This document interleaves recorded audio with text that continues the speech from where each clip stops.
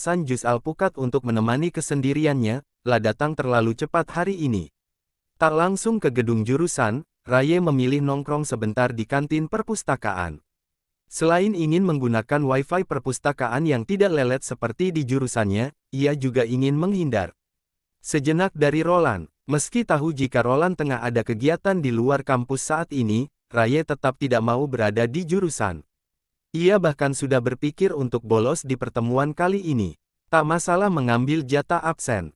Raye akan kembali hadir di kelas Roland minggu depan. Setidaknya sampai Roland melupakan apa yang terjadi tadi malam. Semoga saja Roland bisa melupakannya. Semakin kesini, Raye semakin merasa jika hidupan Ua bertambah berantakan sejak bertemu dengan Roland. Ada saja masalah yang datang. Dan sebagian dari masalah itu masih ada hubungannya dengan Roland. Raye menatap nanar jus alpukatnya yang sedari tadi hanya diaduk-aduk saja. Satu tangannya ia gunakan untuk menyangga kepalanya. Siapapun bisa langsung menilai jika Raye kini tengah tersandung kesialan. Bibirnya belum menunjukkan tanda-tanda hadirnya. Senyuman, sedari tadi membentuk lengkungan ke bawah. Kelas akan dimulai sekitar 10 menit lagi saat Raye melirik jam tangannya, tetapi Roland katanya akan datang terlambat. Entah telat berapa menit. Yang jelas, Raye belum berniat untuk beranjak dari posisinya, lah masih ingin meratapi nasib buruknya di sini. Seorang diri, hanya bersama jus alpukat yang belum tersentuh. Saat memeriksa ponselnya, Raye menemukan beberapa notifikasi dari teman-temannya, yang sibuk menanyakan kehadirannya. Padahal, Raye sudah berada di kampus sejak 2 jam yang lalu.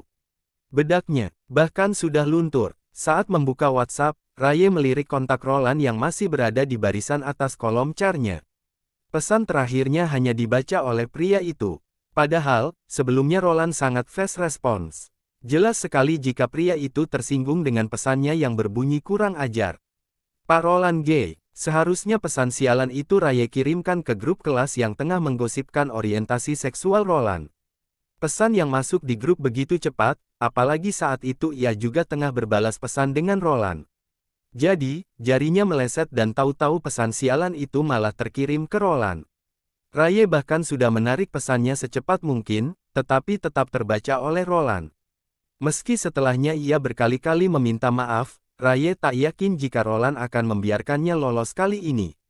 Biar Raye beritahu, ada gosip terbaru mengenai Roland. Asal mulanya dari salah teman sekelasnya yang katanya masih ada hubungan kerabat dengan keluarga Roland. Entah itu benar atau tidak. Tetapi yang paling menarik adalah tuduhan bahwa Roland memiliki orientasi seksual yang menyimpang, alias penyuka sesama jenis.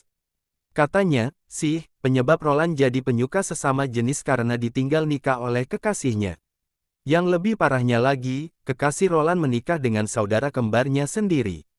Sudah seperti kisah sinetron saja. Tetapi bukan itu masalahnya saat ini. Raye bahkan sudah tidak peduli lagi dengan rumor yang beredar. Tadi malam ia benar-benar tak bisa tidur dengan tenang karena memikirkan akan jadi seperti apa nasibnya nanti. Ya walaupun malam-malam biasanya Raye memang jarang mendapat tidur yang lelap, tetapi kali ini jauh lebih parah. Raye sadar betul jika pesan kurang ajarnya itu sudah bisa dikatakan sebagai penghinaan untuk Roland. Pengin jadi alien aja, desah Raye dengan nada frustrasi seraya menenggelamkan kepalanya di antara kedua tangannya yang sudah terlipat di atas meja. Lagi-lagi pikiran untuk menghapus mata kuliah. Yang diampu Roland kembali terlintas dalam benaknya, apalagi hari ini adalah hari terakhir PKRS. Kesempatan terakhir bagi Raye untuk memutuskan bagaimana ujung nasibnya. Dan setelah kejadian tadi malam, sepertinya Roland sudah tak akan berpikir 2 kali untuk tidak meluluskannya. Raye benar-benar menyesal kenapa tadi malam ia bisa sesembrono itu. Padahal, Roland sudah mulai menunjukkan tanda-tanda jika pria itu telah memaafkannya atas perbuatan buruknya di hari pertama mereka bertemu. Menegakkan kepalanya, Raye meminum jus alpukatnya. Hanya habis seperempatnya saja karena sejujurnya ia memang tak berselera sama sekali. Keputusan yang bulat telah diambilnya. Raye tidak akan masuk kelas Roland hari ini. Ia akan bersenang-senang di luar saja, melupakan sejenak keruwetan dalam benaknya. Namun, sepertinya jalan hidupnya memang tak akan dibuat semudah itu. Tepat setelah Raye keluar dari kantin, tanpa sengaja ia berpapasan dengan Roland. Sudah terlambat pula untuk kabur atau sekadar bersembunyi. Pria itu sudah lebih dulu melihat wajahnya dan menghentikan langkahnya. Berdiri menjulang di hadapan Raye. Kita perlu bicara, kata Roland. Terdengar tak bersahabat sama sekali. Didukung pula oleh ekspresinya yang begitu datar. Hanya kalimat singkat itu saja yang keluar dari mulut. Roland tak memberi kesempatan bagi Raye untuk berbicara karena setelahnya pria itu sudah berlalu dari hadapannya.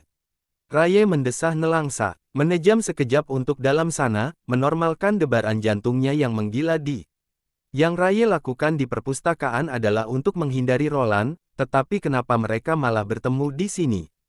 Loh, Raye. Saat Raye bersiap pergi, ia kembali berjumpa dengan salah satu dosennya. Tetapi yang satu ini tidak mengeluarkan aura mengancam seperti Roland sehingga ia bisa sedikit lebih santai. Bu Tia, ngapain di sini, Bu? Tanya Raye, berbasa-basi. Ada seminar di ruang konferensi, Ray. Itu tadi bareng Pak Roland. Oh iya, Bu. Raye mengangguk sekilas. Dan terjawab sudah kenapa ia bisa bertemu dengan Roland di perpustakaan. Sial sekali memang. Kamu nggak ada kuliah. Ada, Bu. Ini mau ke jurusan. Bawa kendaraan. Kalau enggak, bareng aja sama saya, yuk. Raye memang cukup dekat dengan beberapa dosen. Apalagi yang masih muda seperti Bu Tia. Jadi, tak mengherankan jika di luar kelas, mereka akan jadi seakrab ini. Saya bawa kendaraan kok, Bu. Oh, ya, udah kalau gitu. Saya duluan ya, Ray, pamit Bu Tia kemudian, meninggalkan tepukan ringan di pundak Raye. Setelahnya, Raye bergegas pergi ke parkiran untuk mengambil motornya. Gagal sudah niatnya yang tadinya ingin membolos. Mungkin ia memang harus menerima konsekuensi atas perbuatannya tadi malam. Secepat ini, satu pesan masuk dari Roland menggagalkan Raye yang hendak mengeluarkan motornya dari parkiran. Tiba-tiba saja pria itu mengirim pesan berupa plat nomor kendaraan. Dengan sebelah alis yang bertaut, Raye ingin bertanya apa maksud Roland, tetapi kemudian pria itu sudah lebih dulu menjelaskan di pesan berikutnya. Pak Roland, itu plat nomor mobil saya. Temui saya di parkiran barat sekarang juga. Setelah membaca pesan itu lamat-lamat, Raye memijat pelipisnya. Lah pikir Roland akan berbicara nanti, setelah mereka selesai kelas. Rasanya Raye sangat ingin kabur, tetapi ia yakin jika hal itu malah akan memperumit keadaan. Jadi, mau tak mau ia melangkah dengan berat hati ke parkiran barat yang dimaksud Roland. Jadi, apa maksud pesan kamu tadi malam? Saat ini Raye sudah berada di dalam mobil Roland. Hanya berdua bersama pria itu, di parkiran barat perpustakaan yang memang sesepi ini. Hanya ada sekitar 3 mobil yang terparkir di sini.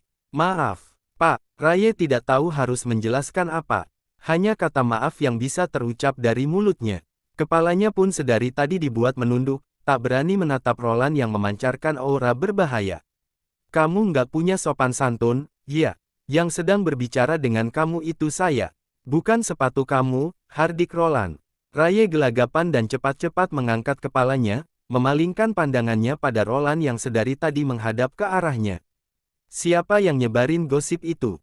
Tanya Roland to the point.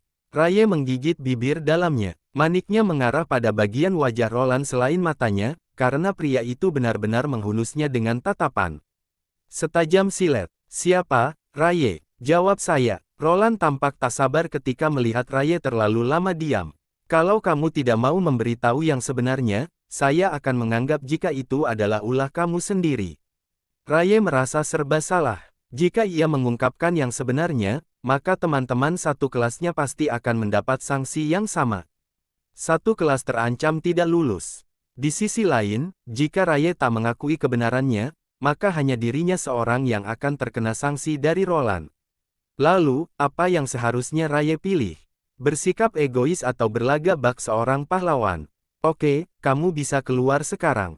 Mendengar titah Roland barusan, seketika Raye meluruhkan kedua bahunya. Tamat sudah riwayatnya. Kejadian ini kemungkinan besar akan membuatnya tak bisa lulus tepat waktu.